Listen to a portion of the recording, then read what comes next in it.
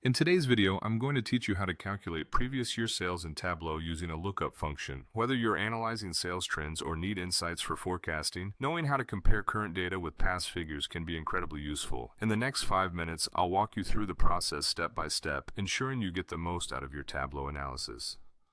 First things first, you'll want to open your Tableau public app. It's essential to have your data ready and accessible, as this is where all the magic happens. Once you've got the application open, head over to your worksheet. This is where we'll begin to set up our visualizations and engage with the data. Now that you have your workspace ready, let's start by dragging the order date to the rows shelf.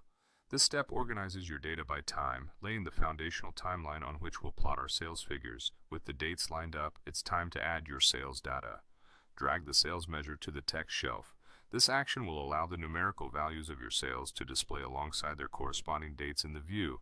Next, we need to create a calculated field. Locate the drop-down arrow on the right side of your sales measure and click Create Calculated Field. We're about to introduce a way to calculate previous year sales, so it's crucial to name your field appropriately.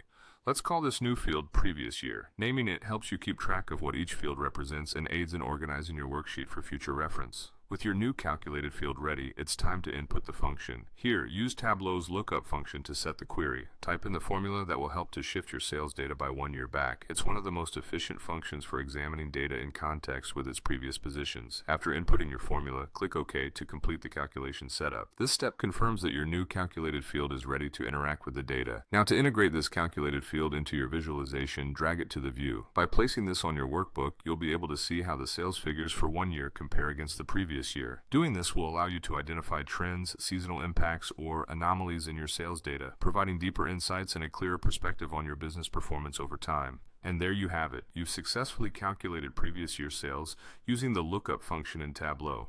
Keep exploring the myriad of ways you can visualize data to gain even more insights.